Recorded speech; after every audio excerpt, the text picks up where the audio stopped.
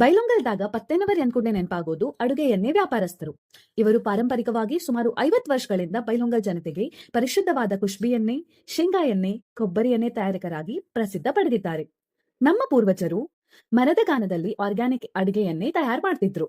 ಅದ ಎಣ್ಣೆ ಈಗ 290 ರುಪೀಸ್ಗ ಪರ್ ಲೀಟರ್ ಇಲ್ಲಿ ಸಿಗಾಕತೈತ್ ನೋಡ್ರಿ. ಈ ಎಣ್ಣೆ ಉಪಯೋಗಿಸೋದ್ರಿಂದ ರುಚಿಯಾದ ಅಡಿಗೆ ತಯಾರಾಗ್ತೈತ್ರಿ. ಅಷ್ಟೇ ಅಲ್ಲ, ಹೃದಯಾಘಾತ ತಡೆಬಹುದು, ಕೊಲೆಸ್ಟ್ರಾಲ್ ಕಡಿಮೆ, ಹಾಗೂ ಈ ಎಣ್ಣೆಯಲ್ಲಿ ಕಲಬೆರಕೆ ಕಂಡು ಹಿಡಿದ್ರ ಲೀಟರ್ದ್ ಡಬಲ್ ರೊಕ್ಕ ಇವ್ರು ಕೊಡ್ತಾರಂತ ನೋಡ್ರಿ. ಮತ್ತ ನಿಮ್ ಶುಭ ಸಮಾರಂಭಗಳಿಗೆ ಹೋಲ್ಸೇಲ್ ದರದಲ್ಲಿ ಎಲ್ಲಾ ಕಿರಾಣಿ ಐಟಮ್ಸ್ ಇಲ್ಲಿ ಕೊಡ್ತಾರ್ರಿ. ನಿಮ್ಗೂ ಈ ಆರ್ಗ್ಯಾನಿಕ್ ಗಾನದ ಎಣ್ಣೆ ಬೇಕಂತಂದ್ರ ಸೋಮಾರ್ಪೇಟ್ ಹಾಗೂ ಅರ್ಬನ್ ಬ್ಯಾಂಕ್ ಹತ್ರ ಇರುವಂತಹ 2 ಪತ್ತೆನವರ ಅಂಗಡಿಗೆ ಬಂದ ತಗೋಬಹುದ್ರಿ. ಧನ್ಯವಾದಗಳು.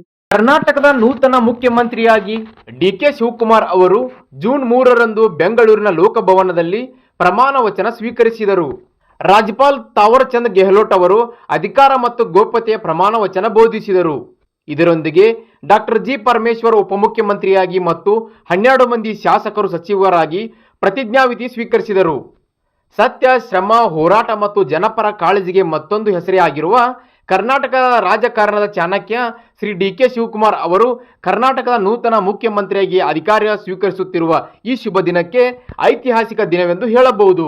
ತಳಮಟ್ಟದ ರಾಜಕೀಯದಿಂದ ಬೆಳೆದು ಬಂದು ರಾಜ್ಯದ ಅಭಿವೃದ್ಧಿಗೆ ಕಟ್ಟುಬದ್ಧರಾಗಿರುವ ನಾಯಕರು ಇಂದು ಕರ್ನಾಟಕದ ಮುಖ್ಯಮಂತ್ರಿಯಾಗಿ ಪ್ರಮಾಣ ವಚನ ಸ್ವೀಕರಿಸಿದರು. ಇದು ಕೇವಲ ಒಂದು ರಾಜಕೀಯ ವಿದ್ಯಮಾನವಲ್ಲ, ಬದಲಿಗೆ ರಾಜ್ಯದ ಸಮಗ್ರ ಪ್ರಗತಿಯ ಹೊಸ ಅಧ್ಯಾಯದ ನಾಂದಿಯಾಗಿದೆ. ವೇದಿಕೆಯಲ್ಲಿ ಆಸೀನರಾಗಿರುವ ರಾಜ್ಯಪಾಲರಾದ ಶ್ರೀ ತಾವರ್ ಚಂದ್ ಗೆಹ್ಲೋಟ್ ಅವರು ಶ್ರೀ ಡಿಕೆ ಶಿವಕುಮಾರ್ ಅವರಿಗೆ ಅಧಿಕಾರ ಮತ್ತು ಗೋಪ್ಯತೆ ಪ್ರಮಾಣ ವಚನ ಬೋಧಿಸಿದರು. ಈ ವಿಶೇಷ ಕ್ಷಣದಲ್ಲಿ ಅವರು ಭಾರತ ಸಂವಿಧಾನದ ಪ್ರತಿಯನ್ನು ಕೈಯಲ್ಲಿ ಹಿಡಿದು ತಮ್ಮ ಆಧ್ಯಾತ್ಮಿಕ ಹಾಗೂ ಧಾರ್ಮಿಕ ಗುರುಗಳಾದ ವೀರ ಗಂಗಾಧರ ಅಜ್ಜಯ್ಯನವರ ಹೆಸರಿನಲ್ಲಿ ಪ್ರಮಾಣ ವಚನ ಸ್ವೀಕರಿಸುವ ಮೂಲಕ ತಮ್ಮ ಸಂಸ್ಕೃತಿ ಮತ್ತು ಸಂವಿಧಾನ ಮೇಲಿರುವ ಗೌರವವನ್ನು ಎತ್ತಿ ಹಿಡಿದರು. ಮಂತ್ರಿಗಳ ಬೆನ್ನಲ್ಲಿ ಉಪಮುಖ್ಯಮಂತ್ರಿಯಾಗಿ ಡಾಕ್ಟರ್ ಜಿ ಪರಮೇಶ್ವರ್ ಹಾಗೂ ಇತರ ಸಂಪುಟ ಸಹೋದ್ಯೋಗಿಗಳು ಪ್ರಮಾಣ ವಚನ ಸ್ವೀಕರಿಸಿದರು. ಈ ಅಭೂತಪೂರ್ವ ಸಮಾರಂಭಕ್ಕೆ ಸಾಕ್ಷಿಯಾಗಲು ಎಐಸಿಸಿ ಅಧ್ಯಕ್ಷರಾದ ಶ್ರೀ ಮಲ್ಲಿಕಾರ್ಜುನ್ ಖರ್ಗೆ, ಲೋಕಸಭೆಯ ವಿರೋಧ ಪಕ್ಷ ನಾಯಕರಾದ ಶ್ರೀ ರಾಹುಲ್ ಗಾಂಧಿ ಸೇರಿದಂತೆ ಕಾಂಗ್ರೆಸ್ ಪಕ್ಷದ ಹಿರಿಯರು, ಮುಖಂಡರು, ಚಲನಚಿತ್ರ ನಟರು, ಸಂಗೀತಗಾರರು, ಮಠಾಧೀಶರು ಹಾಗೂ ಲಕ್ಷಾಂತರ ಕಾರ್ಯಕರ್ತರು ಆಗಮಿಸಿ ನೂತನ ನಾಯಕರಿಗೆ ಶುಭ ಹಾರೈಸಿದರು.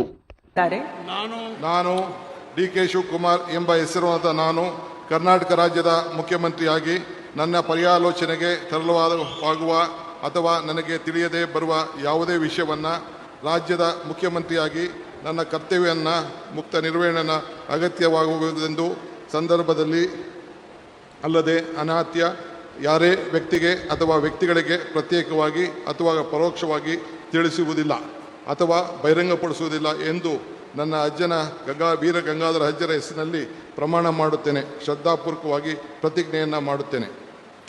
ಧನ್ಯವಾದಗಳು.